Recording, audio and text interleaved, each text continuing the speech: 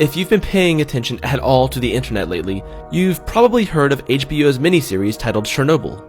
Of course, the show is named after the infamous nuclear disaster in 1986. The show's popularity has led to many discussions about nuclear energy and, more specifically, what can go wrong with nuclear reactors. It's important to note that nuclear energy will likely continue to play a key role in humanity's transition to renewable energy, and over the last few decades, scientists and engineers have become much better at refining nuclear energy reactors and processes.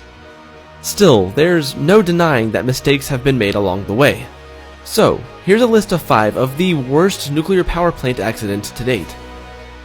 Just like with earthquakes, hurricanes, and tsunamis, the severity of nuclear reactor accidents and incidents are measured on a scale. This scale is called the International Nuclear and Radiological Event Scale, or INES. We'll be referencing this scale as we go to help us organize our list.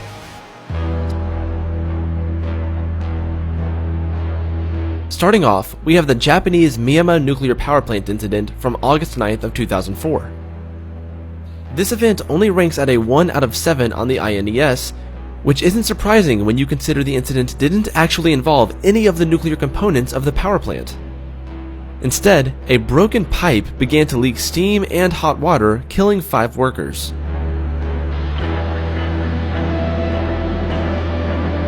In January of 1961, the only fatal incident involving a nuclear reactor on US soil occurred.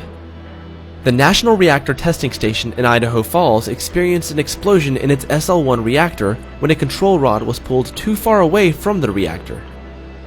All 3 people working on the reactor were killed in the explosion, and due to radioactive contamination, had to be buried in lead coffins. This incident received a rank of 3 out of 7 on the INES.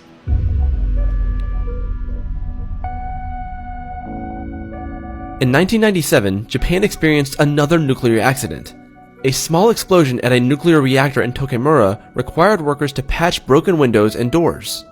As a consequence, they were exposed to unhealthy levels of radiation. Just 2 years later, in 1999, another incident would happen. Only this one would be more serious. A group of workers made an error while preparing fuel for a nuclear reactor. While they were preparing the fuel, a fission chain reaction occurred, sending radiation coursing through the bodies of the workers, killing 2 of them directly.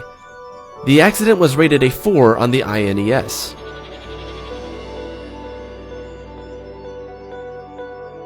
On March 11th of 2011, a magnitude 9 earthquake off the coast of Japan caused a tsunami to flood the Fukushima nuclear reactor. The generators needed to cool the reactors were flooded, leading to meltdowns, explosions, and the release of radioactive material.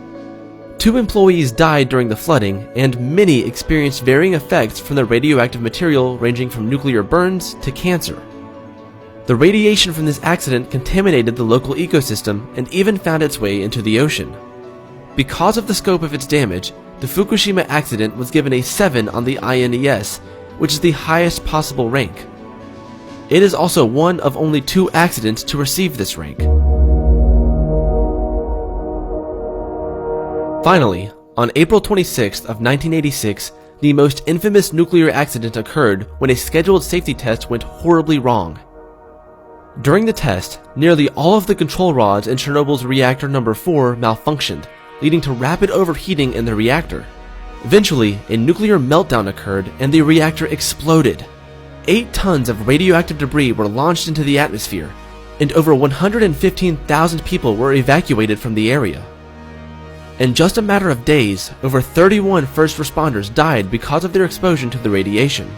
A massive concrete shell was placed over the destroyed reactor at the time, but now a more stable structure known as the Chernobyl Arch rests over the reactor to shield the surrounding area from the 200 tons of radioactive material that still rests inside.